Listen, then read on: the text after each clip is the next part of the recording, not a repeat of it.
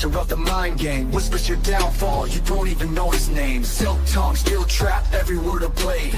The sweet talk, you're right into your grave. Call deadly, A-L-E-S-S-I. Just weapon pays the decree. Sweet word, sharp turn, now you're down on the floor. Brain buster hits and you ain't getting up no more. Call deadly, A-L-E-S-S-I. Logic's his weapon, pain's the decree. Sweet word, sharp turn, now you're down on the floor. Brain buster hits and you ain't getting up no more. He don't yell, he persuades. He don't fight, he invades. Step in the ring and you'll understand. This ain't brawn, this is chess, play my hand. Call deadly, A-L-E-S-S-I. Young logic like TNT. He'll outthink, out of and make you regret. One brain buster later and you're losing that bet.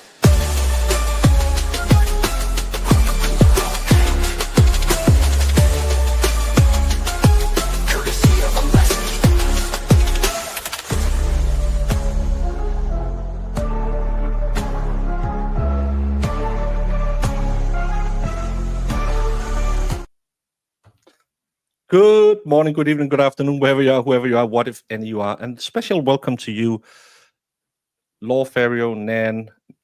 Nan, okay? Yeah. I forgot to ask you when you asked me my name. I forgot to ask yours. Yes. I'm Nan Gallagher. I'm also known as Lawferio on the cold, mean streets of social media. It's great to be here. Yeah, you're getting, you're a little late to the party, but you said, I'm going to tape up my fist and I'm just going to go ham. Yeah, it's interesting, Baker. I was in the party. I was just watching. I was listening. I was writing and surfing the chats, but I kind of started to get a little bit more outspoken in January, and it's been a whirlwind ever since. And I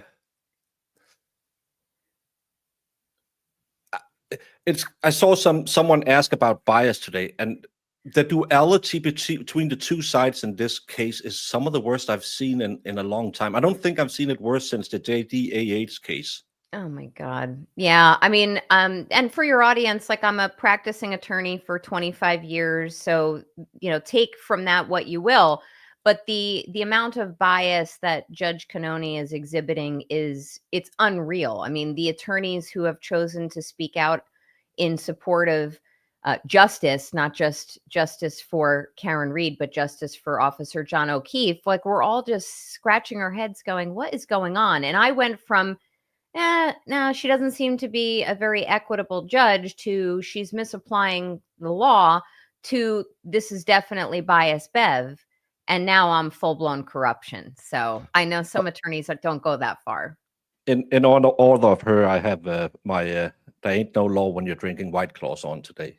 So, well, I'm big on the funny T-shirts. I have my "Be kind of a bitch," be kind of a bitch, and I wore it especially because I'm getting hammered on in the chats and on Twitter by trolls. They're starting to spoof me, faking comments and all the like. So that must mean. As someone posted on my comment on X, I must be right over the target if they're focusing this hard. So I love your T-shirt. Yeah, it's a gift from my mod Marissa who reached out to you. She Thanks, also Marissa. got me this shirt I've wanted since the 90s, the FBI shirt. I love that as well. I'm a big fan of the funny T-shirt. So if I'm not in court or in a deposition or don't have clients coming to the office, it's always T-shirts, usually with long sleeves underneath because they get cold a lot. But yeah, I love it. And that's a good color on you. Oh, thank you. And it matches your backdrop. Back when I was in my street gang, we had curry colored as I used to be a mean street guy. Someone asked when they can put in questions. Please, if you have any questions that you want to ask, put the red question marks so I can easier see them, and we'll try to get as many. It's not a pay-to-play stream. I'll try and pull up as many as I can see in chat and ask the questions. It's going to be about an hour as we normally do with these guest streams because 2 a.m. your time, I am on a bus going to the wonderful state of Knoxville. Well, that is a city, but it's Tennessee. And I have the Tennessee flag somewhere in the background from last year as well, so I should know this. Yeah, we're gonna welcome you to our country, as messed up as it is, with open arms, Baker. You know, it's crazy. As I said to you in the green room, we're not making a very good first impression upon you if this is our system of jurisprudence. I've only been a layman, our jury system, for 14 years now, and I've never seen anything like Hank Brennan. I had heard that about you. I've caught your streams from time to time, and I love them. And I've seen when you've collaborated with some others as well. And I have to say, your legal knowledge base is always spot on. I mean, and if you're saying you've never seen anything like this, that goes a long way with me. But it really, truly, to me, is an embarrassment, especially for someone like me who went to law school to try to do what's right, to try to focus on justice and to follow the rules and the law. It's just very hard for barristers like myself to kind of predict what's going to happen next or what should happen. Yeah, and that's as Pandora's Karma says. Do you think the Commonwealth will find more motions? They will do whatever they can to keep them out. Yeah. Interesting question. We have been fighting, me and my co-host, about this. I'm saying don't call Proctor if you can get the text in via his friends, because Cross will be. It's a hand grenade. You don't know when it's going to blow up. Yeah. And everyone's saying, "Oh, we want him on the stand," but why? If you can get the text in, why have him on there? I can explain that because, like you, I felt that way too, and it's very natural. And your opinion is no better weighted than mine. It is very natural for people, including the lawyers on her case, to vacillate on this subject. As of 2 days ago, and leading up to 2 days ago, and even earlier in the day yesterday, I was like, nah, if they can get the text in, that's great. And there's so many risks, Baker, when you have to call a witness on direct. It's their case, defense case in chief, but they're going to have to direct examine him, which means open-ended questions. And then they're leaving it to Hank Brennan to cross him and ask any leading questions he wants. And we all have seen how Brennan asks questions.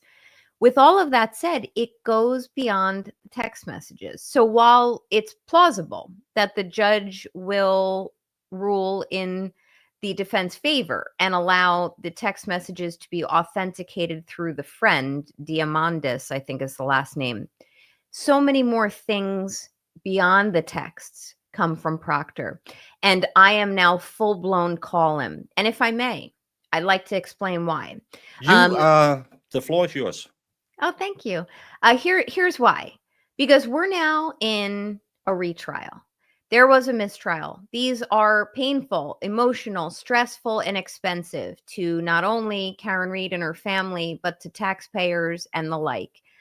They're mentally exhausting to all of us as well. Now that we have seen Brennan has put on the case that he's put on, which I think he missed pivotal steps and pivotal witnesses. And there's so many gaps and deficiencies in what he has put forth, trying to satisfy a very high burden of reasonable doubt. Why not call Proctor? He's the lead investigator. And with all those risks I talked about, with only being able to ask open-ended questions and leaving it to Hank to ask his leading questions on cross-examination, Proctor he's going to have to. He has to stick to his prior testimony. He has to substantiate or make excuses for the deficiencies in the investigation. He's the one who touched key pieces of evidence and no one else did, including Buchanan. He's the one who had pieces of evidence for long periods of time. He's got to explain those deficiencies. He's the one who took statements from some fact witnesses, including the McCabe's, and others that are completely off kilter and don't make sense with the facts or the timeline that has been shifting under our feet. So I'm of the opinion that if we're in a retrial, you go absolutely full throttle, throw this guy proverbially against the wall and let the cards fall where they may, or the chips, whatever the saying is. That's my toxic trait. I botch these types of euphemisms. But honestly, there's way too many benefits to calling Proctor than there are risks. And I feel very comfortable saying that there's obviously a possibility that if he's not giving good answers to Alan Jackson, who I presume will be taking his direct examination, there's the opportunity to have him held as a hostile witness by the court if she'll allow it. We never know what Bev's going to do. But also, Alan does get an opportunity to redirect, and maybe there'll be a recross. But this jury wants to hear from Proctor. He's now the boogeyman. And the problem, and the biggest problem that brought me over this hurdle of where do I want to go with this, was that even though the defense can, if they don't call him, they can preserve an argument for closing saying, did you notice they never called the lead investigator? But the same holds true for Brennan. Brennan can say the same thing. Brennan can say, well, if they thought he was such a cancer to the investigation, why didn't the defense show you that? And it looks like the defense is hiding something. I mean, we're talking about perceivable burden shifting right now. And the burden is on, but it's worth it in my opinion. But I do respect yours, and I'd love to hear more about it. Yeah, well, it's that, and I've seen you say that he can't plead the fifth, and I've been talking. I have a legal trained mod as well, and she said, well, she looked at that a ruling Garrity v. New Jersey that says they kind of can do that, even if they are police officers, and has been called before. So I'm just afraid that in front of the jury you can, because you want him to be the boogeyman. That's the correct thing, but it's also we saw how much Jen changed in a year. Yeah, with her. Oh, I'm sorry. Her glow up. Yeah, and you're sitting there thinking, if they've been prepping, because you've been around long enough, everyone thinks, oh, he's going to flip. No one's going to flip, because he'll lose that cushy security job they have told him he's going to get in 6 months when this has blown over. Right. So he's not going to flip unless the feds come in and say, all of you are going down RICO style. You want to be the first to sing. He's not going to sing. And the feds won't save the world. It's sadly a crutch a lot of people have stuck onto, but I'm just afraid. But hey, if anyone can do it, I think Alan Jackson could do it. He has a tendency to get a little bit irate sometime. Right. But I think he's better this time around. He has blown up a little bit on Bukkake, but dialed it down again. It's kind of like, unless he has that, he needs to, if the witness isn't understanding him, he needs kind of have a mid-morning break, and then he comes back, and then he shifts into fifth gear. And I agree. And I think AJ has become way more controlled this time around. The last time he was just punching, and it didn't work. And my biggest problem is I listened to Ronnie, the juror. Yeah. Frightening. And again, I've been doing jury duty for 14 years. I have met in my time 3 people that had the same mindset. And I have done maybe hundreds of cases. Right. And one of them wouldn't convict someone for dealing because she used to date someone who bought drugs. Another one wanted to change politics. Well, that's not in the courtroom, that's in politics. And the last one was just getting too old and couldn't follow along. But listening to Ronnie, I lost any respect I had for that man, sitting there saying, well, the defense is just running a distraction. It's like watching court TV's commentary. It's just, well, the defense should just shut up. No, they shouldn't. You should listen more to the defense, because even though it's the worst person in the world, they have a right to a defense. It's a God-given right. Right. The fact that Ronnie scared me. I mean, the fact that Ronnie said things like, and I understand he was speaking for himself, but kind of wholly for the entire constituency of the jury.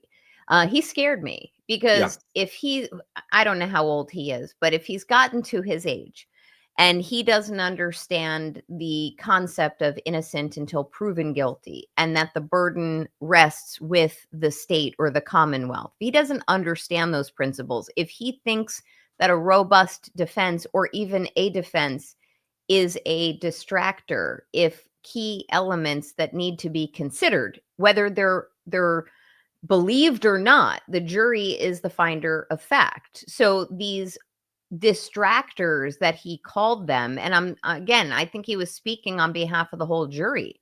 That's frightening to me.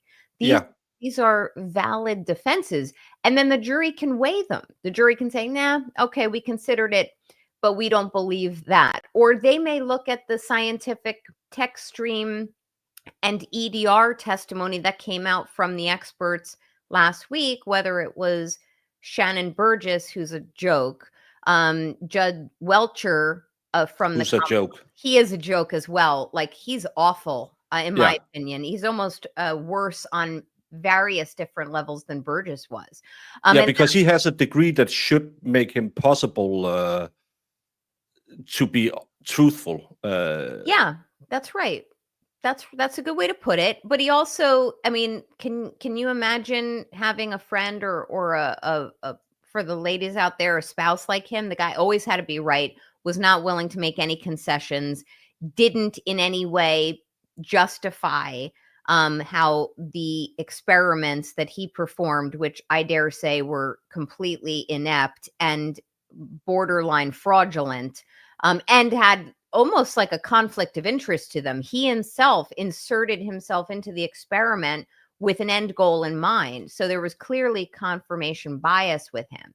But then even looking at defense expert Matthew DeSogra, I thought he was very fair. I mean, I have listened to lawyers talk about his testimony, and I feel like that's your typical expert witness. You're not going to get these zingers. You're going to get concessions. You're going to say, yeah, that's right. If you ask me this, sure, I'm going to concede that point. It lends itself to credibility.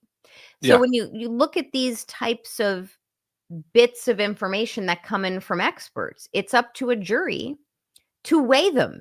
And the jury may say, this is all over our heads. We don't understand what these 30 something seconds are for. We got lost. And they'll weigh it and possibly discard it, or they'll take away from it the key elements, but all they have are their notes. They don't get to look back at some of this stuff. They certainly don't get readbacks.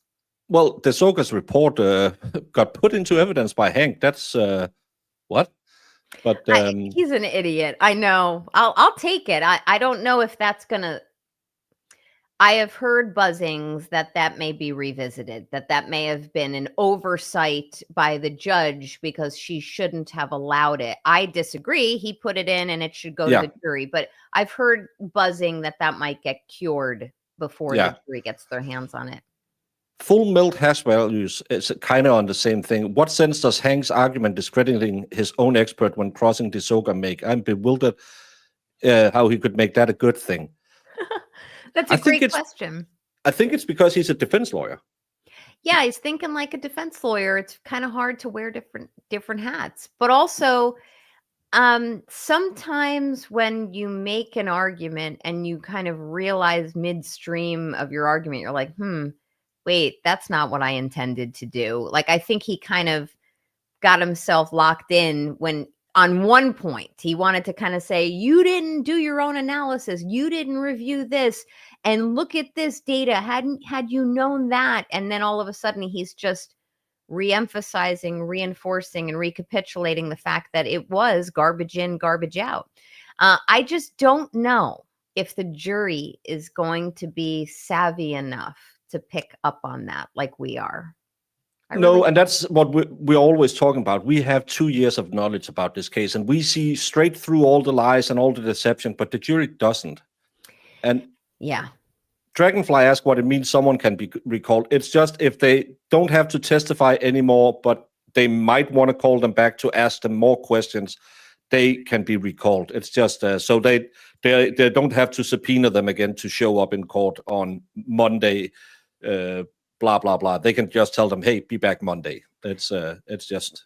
There's one additional piece to that, which is if a witness is discharged subject to recall, then they're not supposed to be watching the trial. So, Oh you yeah, know, the sequestration. Yeah, of right, course. right. Why haven't they addressed that the tail light was in the yard and not on the road? Uh, I think it'll come in with ARCA Yes. talking about the debris field. They don't have the right. Well, they talked a little bit about the debris field, but debris field last year was Trooper Paul, and Burgess and Welcher didn't talk about it this time. I actually felt Trooper Paul was better for the Commonwealth than Welcher. Yeah. If I can just speak to this very question and issue, I'd love to, which is this. A lot of people who have been very invested in following this trial, they've exhibited some frustration or made comments like, why didn't we do this? Why didn't we address the taillight was in the yard, not on the road? They should have scored those points. For trial lawyers on criminal cases and even on civil ones, the attorney has to decide what is the risk benefit analysis to going a certain route or asking a certain question with a certain witness. So even though obs law nerd, you may feel like, why didn't we address that? It will come out later. And it might, as Baker was saying, come out through ARCA. And if it comes out through ARCA, there's nothing wrong with that. In fact, sometimes there's a benefit to not previewing what things you're focusing on to your adversary. So I'm very confident that you're going to see a lot of different things coming from ARCA. Well, first off, as a stark contrast to what they said in trial 1.0, because now they're engaged. Now they're not neutral. Now they're going to pull no punches, and it's going to be exciting to watch. And we're going to learn a lot from them. But things like that will come out in defense expert and fact witness testimony.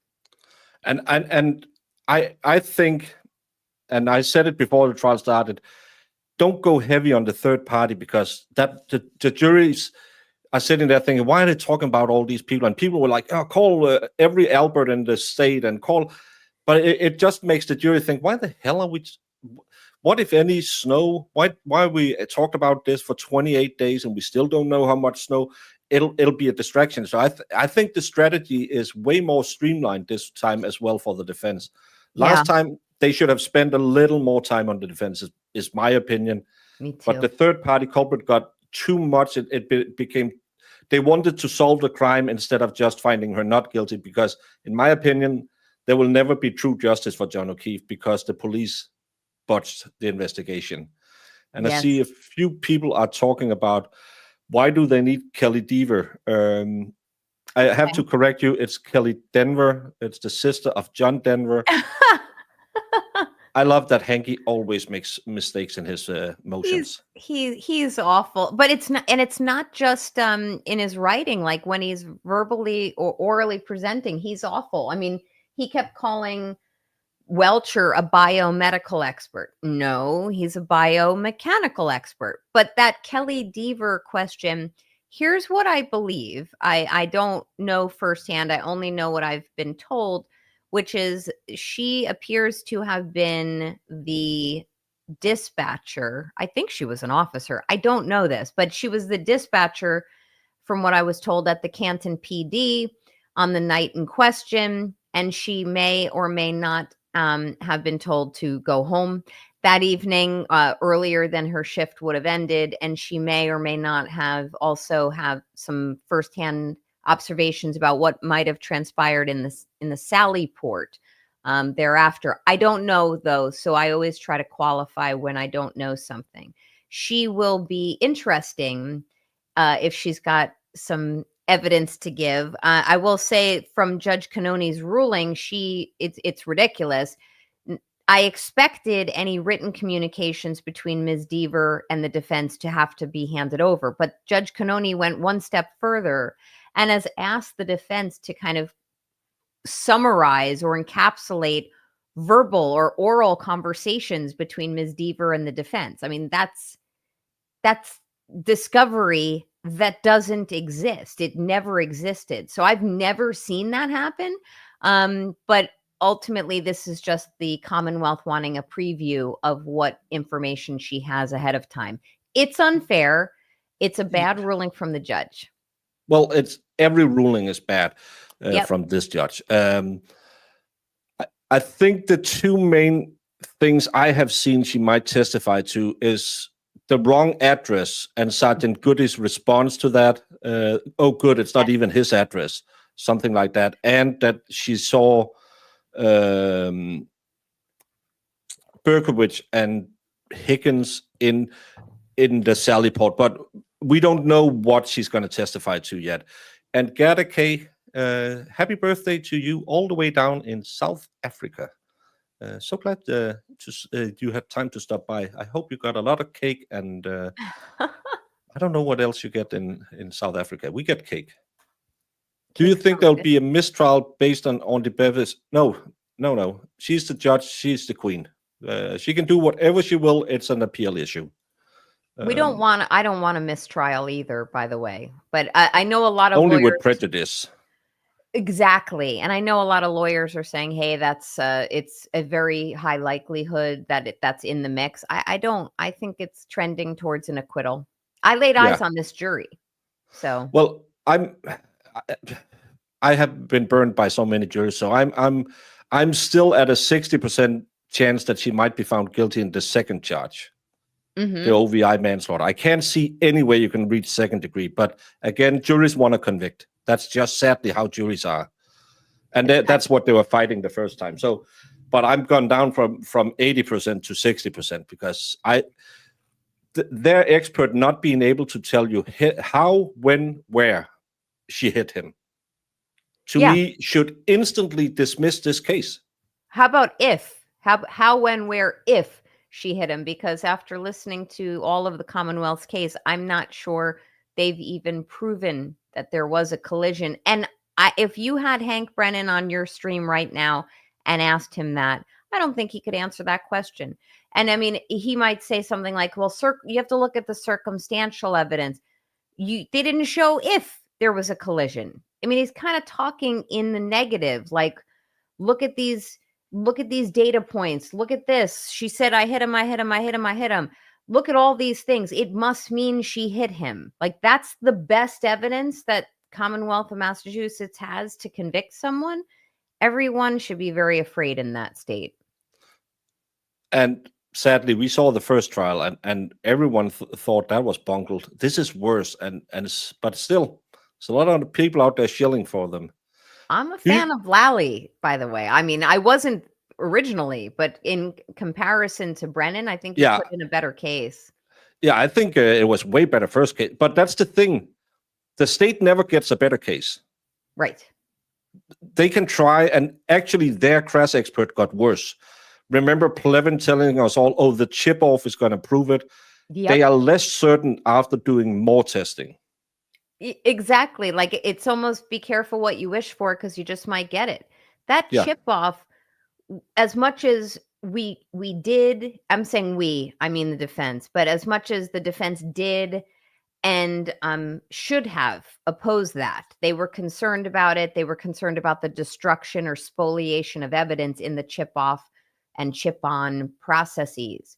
It has actually turned out to be probably very helpful in retrospect, because now I believe, if I understand the tech appropriately, now there's really clear, definitive science that shows that the phone was in lock position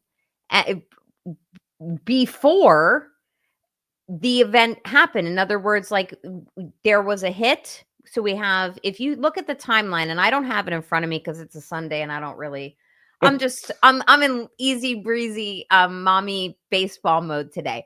But if you think about it, there is an alleged collision, the hit, which I don't think the biomechanics match up whatsoever.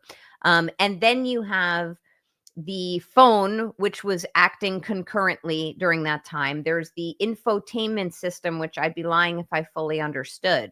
But there's absolutely no way that Officer John O'Keefe would have been struck by that vehicle allegedly and then did a single thing with his phone. A single thing with it. I actually saw or read a troll say today, maybe it came out yesterday, but that, well, maybe he was calling out for help. Okay. Well, that's nowhere in the data. So, I mean, you're just clinging. As I say every time, people are saying, "Oh, something big is going to happen." Yeah, maybe it's the aliens. Yeah, Aliens are going to exactly. come fix everything. Do you think the jury might see Proctor? Oh, I had that. If he's not called, Maybe. maybe. Yeah. Yeah. Why can't they just use Proctor's testimony from the last trial in clips, just like the clips on Karen? Because Karen is accused and has the right of an accused, which is everything you say we will use against you. And I have to say, big old mistake making those interviews. A big Yeah. mistake. I in the final analysis, I don't love them. I don't think any defense attorney should be letting his client speak, but you know what? I've met her now a few times and she has something to say, and she hasn't been treated fairly by the Commonwealth. So this is her way of doing it. Are they favorable clips to her? No. Are they curated and edited and abbreviated? Yes. But I don't love it, but I'm okay No, with it. I'm okay with it. I get secondhand cringe every time I see it, and I don't want to watch it. I pull Yeah. my my monitors every time because I find it so. Like stop, don't say it, someone's going to twist it around, Yeah, right? not because of her, but because we are talking about a dead police officer, and your best thing is her disliking her mother-in-law, her saying, "Did I hit him?"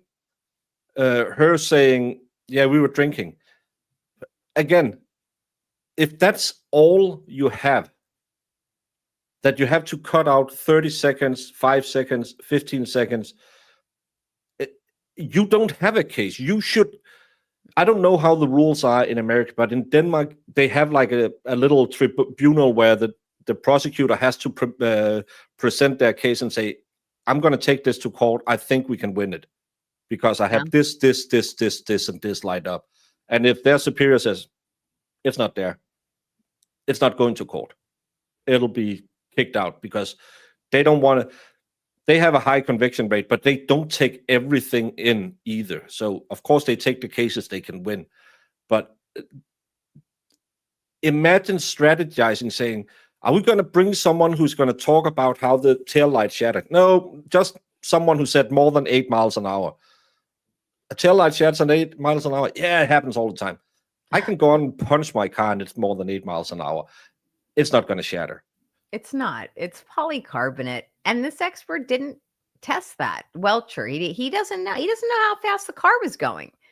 But as far as those clips are concerned, I don't love them, but I don't hate them as much as a lot of other people do. I will simply say I think it's patently unfair that a defendant up in the Commonwealth or any other state would be allowed to be faced with that as evidence against them. That's my feeling. But they're trying to goad Karen into testifying, which I don't Yeah. think is a good idea.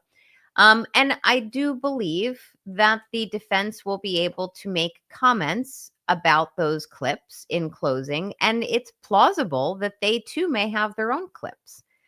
Certainly, ones under the rules of completeness to show the full context around those very carefully curated clips. We'll see. And again, as an officer of the law, you're not sworn to uphold the Constitution, and trying to force someone to deny them their Fifth Amendment right and say, Right. "Hey, you must testify to win your case." That's not how the law is. But hey, what do I know? I'm not American. Thank you so much, Danny Bacon, for becoming a YouTube member. And Nan, do you think Spanky is coming across as a douche? I do. I think he's wholly unlikable. I had questions as to whether how he would be in front of a jury when we saw him beat up Arca on voir dire, which obviously was not in front of a jury and it was pre-trial. A lot of us attorneys were like, he better not be that way in front of a jury. But he was that way, and what's the saying? A bag of donuts, whatever it is. He was all that and a bag of whatever when he was questioning DeSogra the other day. It's unlikable. So yeah, he's a douchebag. I think we saw him, threw him against the voir dire on Dr. Russell. When he threw that book in front of her, instantly despised him because Yes. you're talking to a lady. Of course, she's a hostile witness to you and your case, but she is so qualified. You treat her with respect. She's an older woman. You treat her with respect, and then you beat her with facts. You don't beat her by slamming a book written by some guy in England who didn't write Right. about dog bite. He wrote about how to treat dog bites, because I went in and looked it up. There's nothing about how to recognize dog bites in that book. He And I was found it, if he does that, and I think he will lose his temper at some point, especially with Dr. Wolf, because yeah. ladies love him, and he's going to put on that little smile, and Brennan is going to stand there and think, he's all Yeah, the things I wish I were. We got the crash daddies. Now we have data daddy, which is DeSogra. But I think that Brennan, he beat up Russell on that voir dire. He should have been nothing but respectful to her. She is the most uniquely qualified expert I think I've ever heard of in my career. I mean, with the forensic pathology, the all of the medical experience, the police background, the experience with dog bites, the publications on that very subject. And then also, during her voir dire, she's like, I'm insulted by that. He insulted her. That's not going to go over well. So the jury's going to pick up on that. And I kind of saw how they were dealing with him the other day, a couple weeks ago when I was up there, and it wasn't favorable. They don't like him. He's not likable. You got to be likable. Yeah, and again, there's a difference between being a prosecutor and a defense attorney. Yeah. I talked to Andrea about this when I had her on a while back, and I said, I think his assholiness comes from being a defense attorney, because defense attorneys fight. Prosecutors just present, but defense attorneys have to fight, and they have to show some, hey, I trust this guy. This guy didn't do it. Yeah, he was found with 4 dead babies in the backyard and a knife in his hand, but he stumbled on it. You have to think that and say, yeah, I think this guy's onto something. And I think you don't want that in a prosecutor. You want a prosecutor who seems fair but tough. Yeah, I mean, I agree with you. And I know a lot of prosecutors I've encountered over the years they're good fighters, but they have a very different role than defense attorneys do. And this is a matter of lawyering. And some lawyers, in addition to their skills or lack thereof, they don't seem to me to have the appropriate level of decorum in a courtroom or panache in front of a jury. They're just kind of unlikable. He strikes me as that. Adam Lally, very similarly. He's got the personality of a doormat, but he's actually a very good cross-examiner, Adam Lally, in my opinion. So I don't see that Brennan is being heavily regaled by this jury. And if he goes and tries to beat up Wolf and Rentschler, I think Wolf is literally going to just smile at him and bat his eyelashes, and the ladies on the jury are going to swoon. We know Judge Bev will swoon. I will swoon. You might swoon too, and all of your audience. But I just don't think that beating up experts, literally, I mean, just beating them up with their questions being posed to them in such a way that they're disrespectful, that is not good lawyering. And most juries pick up on that, and they pick up on the little things that can help tilt the scales for them. I'm going to try and run through some questions. Will defense be allowed to put on a sole rebuttal? Will the defense be allowed? Not that I'm aware of. I've never seen that. I mean, they could ask, but no. Yeah. Do you think the defense could be trolling Brennan, call Proctor's friend to read the text, and then call Proctor, so when he's on the stand, the jury already knows what he said? That could be a tactic. It could be, but my forecast is that despite the fact that I think the judge should allow the texts in, I think the judge should allow the friend to read them. I don't think she's going to, based on her prior rulings and bias. But let's assume hypothetically she does allow the friend to testify and to read the texts. I don't know if I would do that. I don't know if I want to put anyone on. I mean, if it were me, I don't know if I want to put anyone on the stand who in any way could be supportive of Proctor. I mean, if they're still friends, they've known each other for 30 years. I wouldn't want, if I'm going to call Proctor, then I want Proctor. If I'm not Yeah. calling Proctor, I want the friend. Yeah, and that guy they had on there, he seemed like, oh, I know my buddy has made a big boo-boo. Yeah. So he can also get some sympathy points because he's sitting there saying, yeah, and sadly I didn't say anything, and I should have told him, hey, come on now, that's not how you talk about and you can actually win some, oh, yeah. It's nice to talk to new people because you kind of, Thank you, Nancy S. so much. Do you think the defense will have any surprises, things we haven't heard yet? Yes. I There can't will answer be that, but I can't. The answer to your question is yes. Oh, There are surprises in store. Hank, hink, hink, wink, wink, nudge, nudge. Keep Yeah. watching. Keep watching, but also think about it, folks. It's not just there are surprises in store. You ain't seen nothing yet. You haven't seen their defense. Think about trial 1.0. What was it? As you were saying, Baker, it was like 2 days. Like they very, in a very curtailed, very tight manner, put on their defense. And I think it was too short, but I'm not backseat driving here. I just feel like they felt very strongly after the Commonwealth rested. They're like, okay, let's call a very streamlined amount of witnesses. We got this. This is totally a reasonable doubt case. No, they're not going to pull any punches here. They're going in and they're going to put on a zealous defense.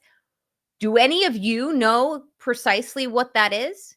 I mean, you haven't seen it yet. So almost everything should be a surprise to some degree. I mean, we know what Lucky Loughran's going to say. We know what I'm trying to think what other fact witnesses they called, and I'm drawing a blank. We know what ARC is going to say, but you don't really, because now they're engaged. So now they're going to say much, much more. And it's going to all unfold like a beautiful surprise for all of us. And I am here for it. Yeah, and it's that's a good thing because I was watching the Carol Rintala case, also out of Massachusetts, which was a four-timer. They tried her, and a lot of it was last testimony, previous.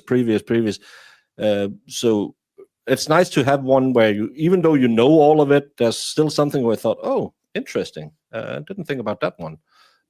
So, and again, we are all here trying to figure out how to solve the case, but that's not the thing that they are there to do. They are there to get her off the hook.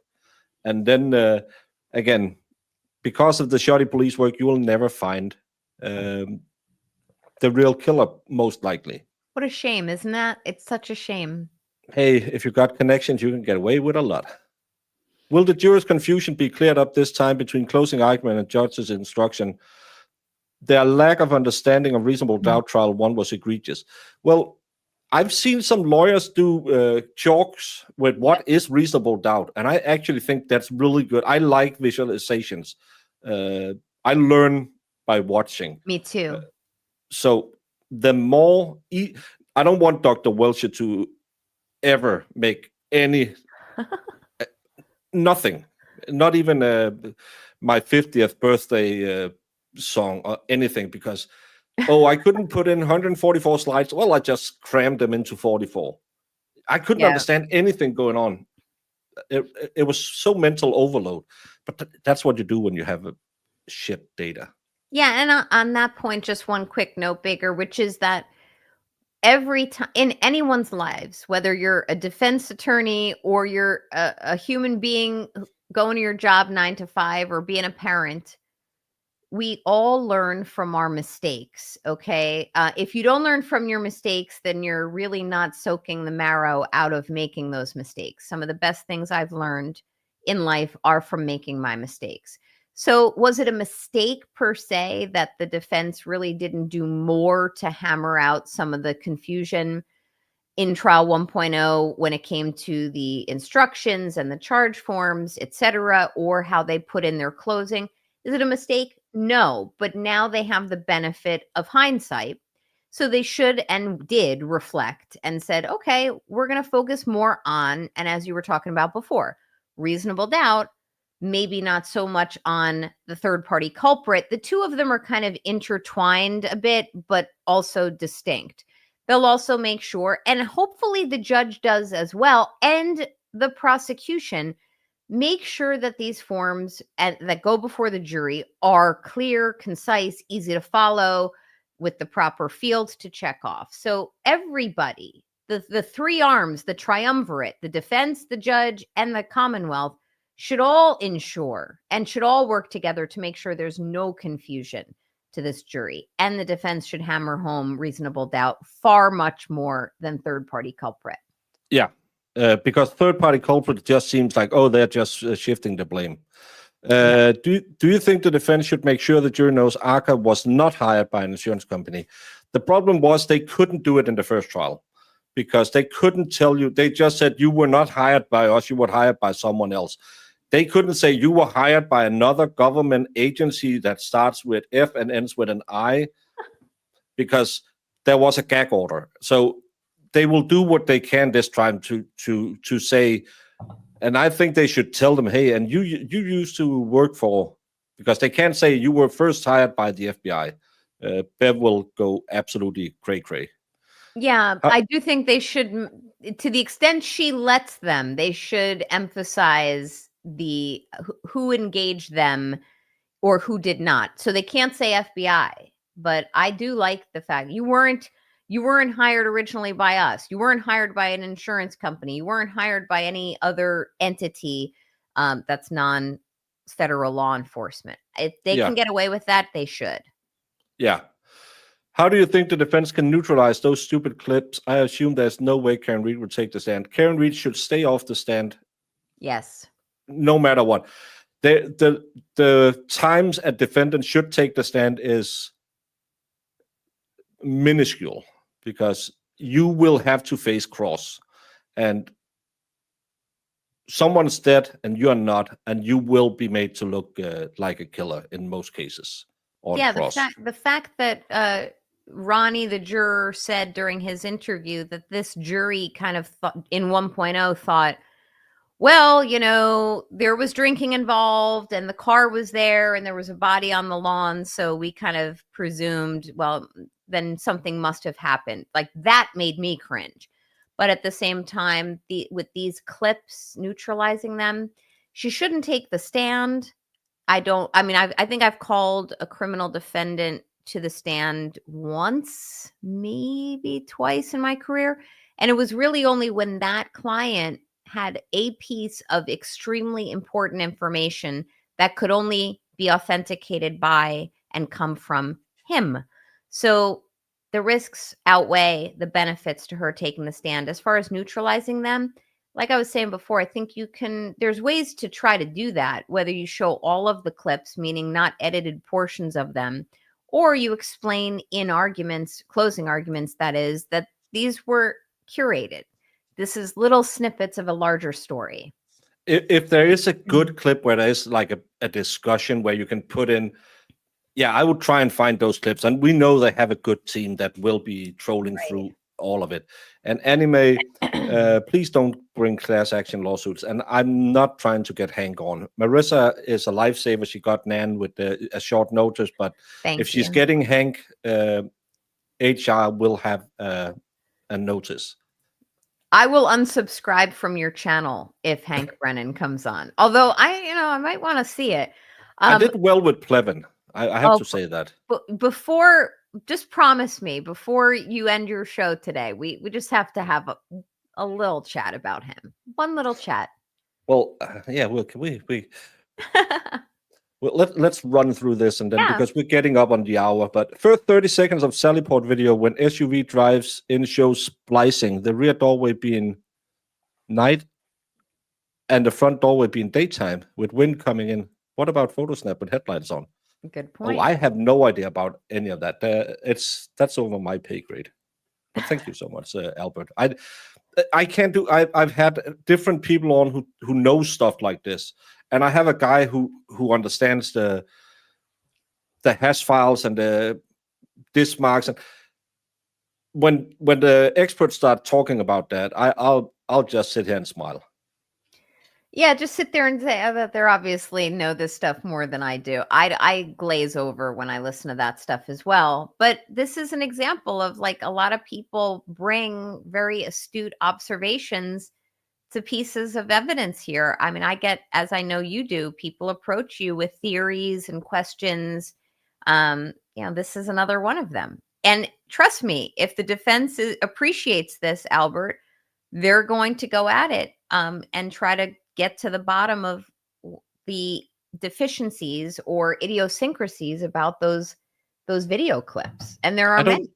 I don't even know if they have a video expert that's on their list. So they might have something in their back pocket. Can Bev still deny ARCA or restrict their testimony, and up to when? But please keep this up for just 1 second. Just so you know, Colleen Crawford, who by no means is an expert, she's on the list. I think she's got questions to answer or to be asked about the video qualities and the splicing and the apparitions or apparating that was going on. But as far as Bev, can she deny ARCA or restrict their testimony, and up to when? Here's my understanding. ARCA produced by May 7th or 8th a supplemental report, which I believe was quite comprehensive. That report, which they sent out, I think they did, and that report, the findings that they issued, presumably were read, reviewed, and understood and digested by the Commonwealth's experts. So no motion has been made to bar them, to restrict their testimony. But, as we've all seen, these motions come in and suddenly the judge is deciding that. So I don't know up until when. And I would not be surprised if the Commonwealth seeks to restrict their testimony again, which should concern all of you. She Not has from a made word that standpoint, but she has made the ruling they can testify about what they testified in the first case, and then the supplemental, she would have to see it and then make a ruling, and we know she'll rule the wrong way. Exactly. That's the one I just pulled up. And Albert again, anyone else wondering about Welch's 84 feet reverse theory when saying Karen only pulled forward 40 feet? Where did the extra 44 feet come from? It's because she moved forward 30 feet and then reversed. That's right.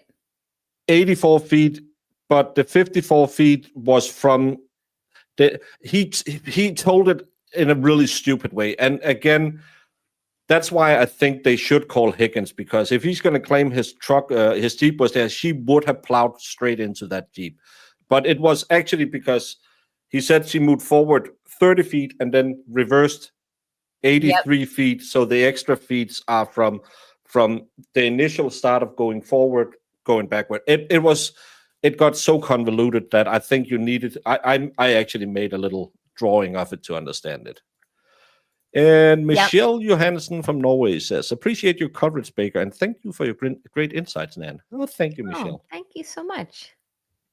And Brandon says, clear forms will lead to a split verdict. I don't know about that. I respect that, Brandon, but I don't know.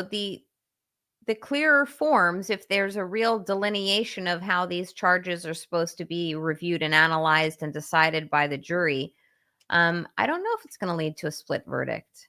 I don't know. I just hope the instructions will be clear. And that's a little bit, again, jury instructions are made with the two teams in the room.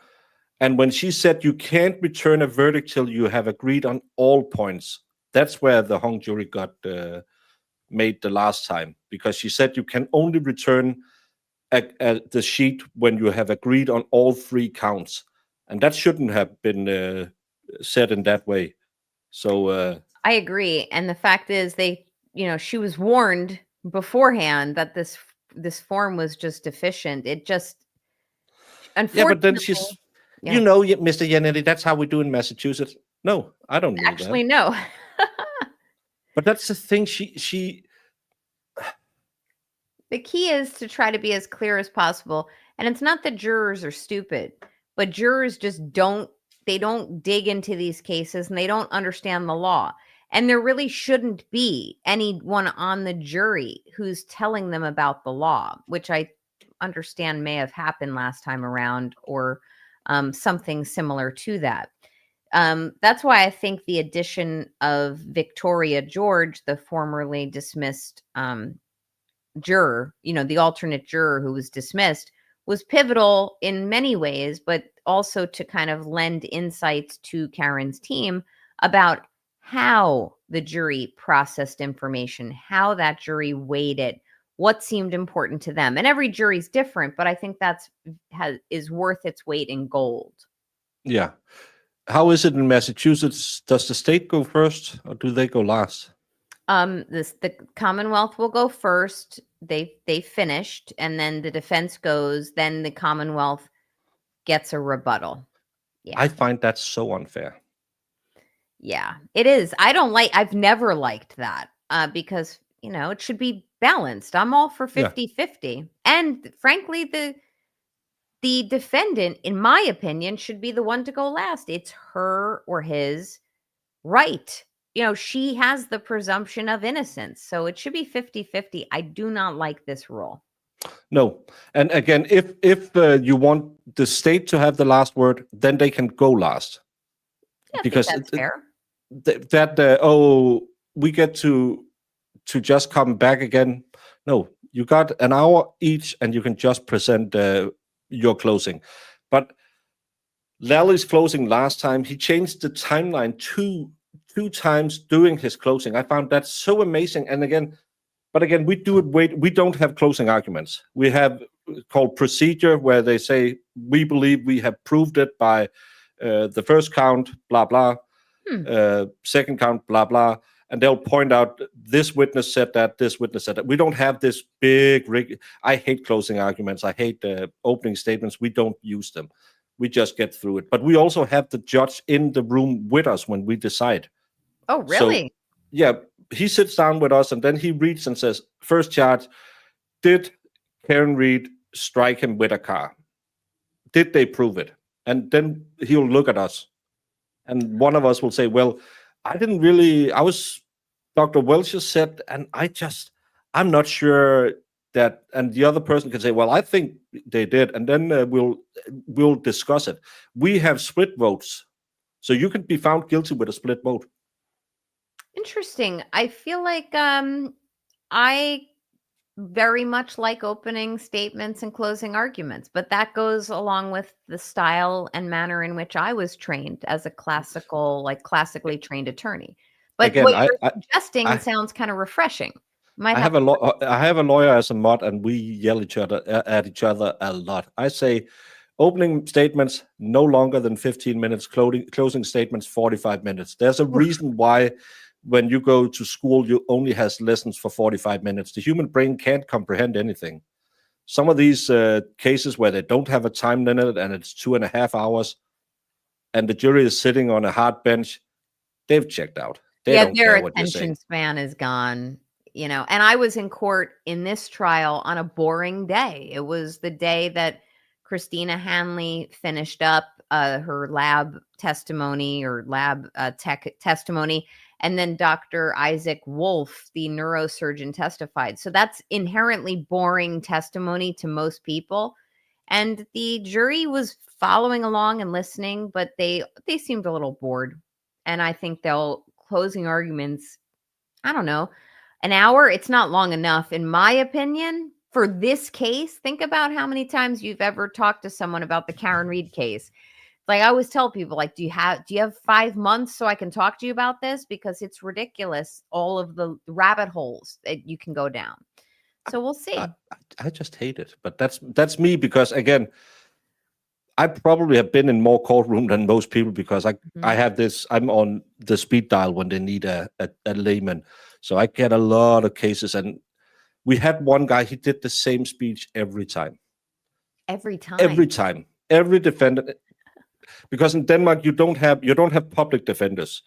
But if you get arrested, you can say, I want Nan Gallagher. And if you don't have anything in your schedule, you'll get Nan Gallagher. Oh, nice. And All right. Maybe I should move to your country. But then if you will then be paid by the state pro rate. It's just per hour, and then the state will recuperate it. We'll never get it back from criminals, but you will get paid. So you can get the best lawyer in the land. It's not like some overworked public defender. You can get. I've sat with one of those lawyers you see on TV all the time, defending some street hoodlum where you think, how the f. But no, it's a way different system. It's the same. We don't qualify experts. If you're a doctor, you're a doctor. Wow. Really? Well, yeah, because everyone who is a doctor in Denmark has gone to the same medical school. We don't go to Harvard or Yale. You just go to medical school. We're 5 million people. There's more people in New York than in Denmark. Yeah, so but we believe you're a doctor. If you come tell us you're a doctor, yeah, probably a doctor. Why would you lie? I'm not sure I'm loving this, Baker. This sounds a little superficial. Well, we don't have experts and stuff like that. I think I've seen one. Right. We just don't do it. We trust the state. We have this. We pay a lot of taxes. We trust the government. So both sides will use the same doctors, and defense calls police officers as well to testify. And it's a way different system. But it's because we don't trust the government system. We trust the government way too much. Right. So it's a difference. But hey, no one is perfect, and that's just how we build our system. Nan, where is the blood? Have you spilled any blood? John O'Keefe lost almost 4 liters, and no one is talking about it. He should have been in a puddle. Also, is Brennan burden shifting in cross? Yes, Brennan is burden shifting every time. Yeah, and the blood, you're right. I mean, what is it? Several liters are missing. Yeah. Where did it go? I have my theory as to where it went, but I don't know if it was ever tested. No, probably not. And again, 4 liters is only 2/3 of the amount of blood you have in your body. It's not like you need that much anyway. Yeah, I mean, these are interesting questions, and he is burden shifting, by the way. Yeah, but that's his job, is to try and say, oh, she never proved she didn't do it. But that's Proctor's report is needed for impeaching, right? Can it come in without him? Also, I'd put him up last after the jury heard the facts about him. I don't know what report Mrs. He has multiple reports. Okay, so it sounded singular in her question. So yeah, well, he has reports on the interview with Karen, with McCabe. McCabe. He has the interview with that. Sorry. And that guy who said that no one was plowing the streets. That's multiple reports from Proctor. I think you mean the text is what we need in, because again, the reports you can just get in through Bukaki, because and they did for most of it. Yeah. We fight all the time, but we fight all the time about how I find the American system slow, cumbersome, and way too many lawyers. And she says, well, you're just a communist. And I say, yes, socialism is great. That might be true. That's that's the good thing about having good mods. And everyone, please, we came up on the hour I was planning to do, so we will probably not get to many more questions, and please no super chats or anything. We are about to end, but we are going to have a pleasant panel before we end. Ooh. Love you both. How do you both feel the first defense witness did? And Nan, do you feel the jury is seeing things correctly after what happened last time? I'm worried. Free Karen Reed. Yeah. Well, I can do it. I like the first witness. He was concise. He was to the point. He was not getting what we call defense dementia, what every state witness get when the defense asked him a question. I liked him. He was fair to both sides, and he didn't try and hide anything. He was open and honest, and I like experts like that. I do too. Completely agree. And we can't always have these very overly dramatic moments. That's not what trials are generally like. So I think he did very well. And making those concessions lends to its credibility. And it was just an added bonus that by giving his opinions and doing his analysis of the data produced by by the Commonwealth expert witnesses, that's just garbage in, garbage out. It is absolutely a benefit to us that the numbers were flawed and he was able to debunk them, so to speak. Oh, Trial Channel said last year defense went first. Yeah, I think Massachusetts is one of those where the state ends. So it's the other way around. I can't even remember now who went. I guess defense went first last year. I don't even know. That's probably a good point, Trial. I defer to the Trial Channel. I don't remember. Yeah. I blocked it out like a bad memory. That's the thing. This has been too. I sat in. Well, it's more than a year since I did the first Dollywood trip to Knoxville, and I thought that'll be cool. Yeah. I'll come home. We'll do the defense. Bingo, bango. I'm never gonna name Karen Reed again. Now I'm going to Knoxville, and I'm thinking, bingo, bango. When I'm coming home, we're gonna end this case, and we're never gonna talk about Karen Reed again, because sadly we did again. Maybe you need to make a detour up to Dedham in Norfolk County. I used to have a slight drinking problem, so my liver isn't the strongest, so I'm not sure I could stay in Massachusetts. That's probably true. I am. And I have way too much hair to go to Canton. I love it. I love it. Thank you so much. And we needed to talk a little bit, Pleven, because I need to get to bed and get up and go to the States. No, I know you do. And I don't want to keep you because I know you're traveling. No. I'm just glad I got to meet you. Wonderful. I am too. I'm happy to come back anytime. If you ever need to have safe travels to the United States, avoid Norfolk County, which sounds like you will. So keep your liver intact and your hair intact as well. But I just wanted to take an opportunity to let you know that I do feel that the attempt you made to kind of have a civil discussion with Pleven went awry, and I felt so passionately about it at the time, and I thought you handled yourself perfectly. I wanted you to know that, but that conversation devolved very quickly. And since for most people in your chat, they probably know this, not that you needed me to step in on your behalf, because you certainly did not. But after that conversation devolved, I did throw down a little challenge to Pleven and say, hey, I'm happy to debate you. If you feel that talking to Baker was somehow not your jam, so to speak, I will debate you.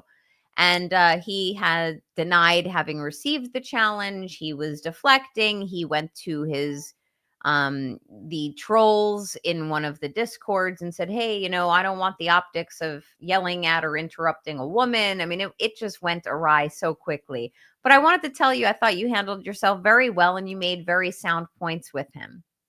The problem is Pleven is one of these people who thinks he's way smarter than he is. And he's one of, sorry, Americans. He's a stereotypical American. He thinks foreigners are dumb. Yes. And when he came at me with, well, you don't even speak English as your first language. No, it's my third. Yep. I can hack it up in 2 or 3 more if I really try. I can say at least swear words. But he has that problem that he thinks America is number one. Yeah. And it is in many ways. People are saying right now, because of your political climate, that I don't want to take any sides on. But, are you going there? And do you know they can look at your social media? I said, do you know they did that when I was there back in 1995? They also made sure that I had to sign that I didn't want to do any bad things. It's nothing new. Right. Well, but America said, I never met kinder, nicer, friendlier people than Americans. Yeah, some of them are a-holes. I hate New York, sorry to say it, but I've been there. I really don't like it. But be nice to one of my jurisdictions down here. No, but I've been to Delaware. I have a former exchange student who lived there. We stayed there when I took my kids over to show them America. And they were just blown away how nice everyone is. I took last year on a whim, I met some people online. They said, do you want to come to Knoxville? I said, sure, you can stay at our house. And you open that front door and think, what the hell? And it was the nicest, wonderful, most wonderful people, because Americans are great people. But Plevin has that problem. He's one of those Americans who think we're smarter than everyone else. And sadly, he wasn't. And he thought that yelling at me and calling me fat and stupid would do something. Plevin, I've been in politics for 15 years. You can't tell me anything I haven't heard before. Yeah. It's And sometimes talking louder doesn't make a point any stronger or better. Like he needed to talk over you. I mean, I if memory serves, you had to mute him or were going to mute him. Like I really do think you handled yourself capably. But the conversation with him, from my take, was that this is just indicative of more and more people on the other side, kind of saying, if I talk louder or I say mean things, then maybe I can get people to look the other way from the fact that there's just an overwhelming amount of problems with this case and people shouldn't be prosecuted with evidence like this. So it was a good example. And, if you ever want to moderate a debate between me and Plevin, if he ever grows the cojones to accept my challenge, I would He won't. definitely love that. It could be wonderful. And Alexa's room, New York, is awful. Hey. And she's from Long Island. She's the best. If you guys don't follow her, please. Her channel is amazing. I have had her on. Actually, sadly, she had a personal thing, but she was my first guest in this Karen Reed go around. Love her. I hope we can meet. She's a wonderful person, and she has some of the best recap videos. And I love that all the nicknames she makes for everyone. I do. It's just, she's very snarky too. I love it. We need the snark. Yeah. And LDR, sure, English is your third language, but do you know what theory means? That backfired for Bukkake. I know what science and stuff is, like physics and stuff. At least Trooper Paul I rewatched his testimony. He was so horribly bad that you just felt sorry for him.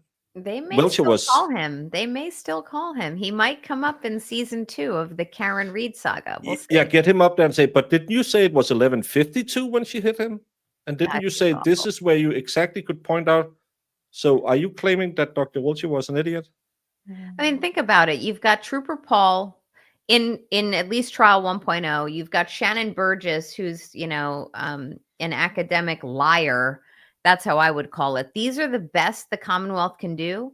The Commonwealth is spending all of this money. And by the way, folks, it's not just on Hank's salary or fees for this and the experts, which the fees paid to Aperture were completely exorbitant. But also, let's not forget that you've got Lally and McLaughlin, who are sitting there too, making their salaries. So for anyone who thinks it's just Brennan money, it goes far, far beyond that. Sebastian Müller, a fellow Dane, says, do you think that Hank's objection of simple questions annoy the jury? 100%. That they absolutely do. I saw it happen firsthand, and it happens with every jury. Yeah, and I just have to say, some people are saying, well, they sent a note to Bev, she couldn't do it. She would have tossed it back in their face and said, shut up, I'm the queen. The jury can influence the judge. And if they ever tried to do that, she would probably call them to a sidebar and tell them, I'm the queen. So I really do wish juries in general would understand that they yield a lot of power. Judge, as you're seeing, Judge Cannoni kind of bends over backwards for their comfort, health, and safety, and that they're not sitting around waiting, but they yield a lot of power, not only in the issuance of a verdict, but also in just, let's get rolling. We're here. We're not getting paid much, if at all. It's peanuts they're getting paid. They do yield a lot of power, and more jurisdictions are trending towards giving better introductory guidance to juries. They sit them down with very inspiring videos that kind of show them before they start what it really means to serve on a jury. So I hope this jury understands that they're in control here. Plevin got bounced from court TV, so he just have a show from his mom's attack bedroom now. Yeah, there he looks. Did you see that clip where someone said, "Hey, Plevin, you're not looking good, but I hope everything is well," and he just spurted out. I saw that. I mean, look, the guy. Say what anyone has to say about Plevin. I will not block him on Twitter because he reads my posts and he takes pleasure in commenting on them, telling me how they're all wrong. So I'm sure I have some comments waiting for me once I end on your stream. He'll probably have some choice words following my more recent posts. It's yeah. I think you blocked me. I'm not sure because Me? no, me. He blocked me. Oh, I thought you said I But blocked you. I know Doink blocked me and Wendy Murphy blocked me. I think Caddy from Court TV blocked me as well. Not because I ever wrote anything to her other than she was heavily biased and should try and listen to a trial. And if she was a lawyer, it probably was a mistake. But I don't know. Take it as a compliment. Well, I do that. I collect blocks from idiots. On the way out, first of all, thank you so much. I'm just for those who knows and have been around the channel for a little bit. Little D, our friend, is not doing super well right now. The girls are trying to raise a little bit of money for her. She is in the hospital. If you might have a possibility to contribute a little bit, you can reach out to either Marissa or Iris or Jemima, and they can help you how to help her. If you don't have that opportunity, keep her in your thoughts and send a little prayer for her because she's been in the hospital for a little while and doing better, luckily doing better. And it's not as bad as they thought to begin with, but please keep her in your thoughts and fingers crossed she will be out soon. But if you can and will, please reach out to Marissa, Iris, or Jedi Jess if you want to help out. I will send prayers too, and absolutely will help out however I can. Thank you so much. Yeah, she's been going through a little rough patch, but just talked to her today, and the doctor said it's not as bad as they thought. So that's good. Good, so, good. Please, everybody, help her out. Yeah, send a prayer. Keep her in your thoughts. Whatever belief system or how you want to support people. Fingers crossed. Keep her in your thoughts, and hopefully she'll be back annoying us in chat before long, because we miss Little D. She was supposed to come to Knoxville this week, so that's a little sad that she can't make it. But she will be right as rain again, hopefully soon. Nan, thank you so much. Everyone, please go on the Twitch twat and follow Nan Lawferio over there. She's fun. I'm fun. I'm also not so nice to people, so that's fun in and of itself. That's a good thing. Thanks for having me, Baker. I had a great time. If you ever want to collaborate, let me know. It's been a pleasure meeting you. I'm a big fan. So thank you so much. And everyone else, Marissa will take the reins next week. I will try, Rumble. Thank you all for watching over there as well. I'll try, and tomorrow I can't do the afternoon stream over there because I will be, hopefully, knock on wood, somewhere between the Faroe Islands and Greenland when the morning stream ends. So I can't set it up because I have to set up every stream every time because Rumble is ancient technology. The rest of the week, hopefully, I will be able to keep you on Rumble just as entertained as on YouTube. So show Marissa some love and don't make her say Dixie Normus like you did last year. She got. That's amazing. And thank you so much, Marissa, for helping me out. Everyone else, next time I'm live, I will most likely be in the great state of Tennessee. So hopefully I see some of you down there. And now I'm going to go to bed and get ready to travel 20 hours tomorrow. Safe travels to you. Be safe. Welcome to the United States. It's not as bad in Knoxville as it is in Norfolk County. It couldn't be. See you all later. Yes, I did examine his lower extremities. That is protocol in any case of suspected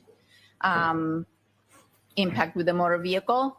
So I did examine his legs and I did not see any evidence of an impact site.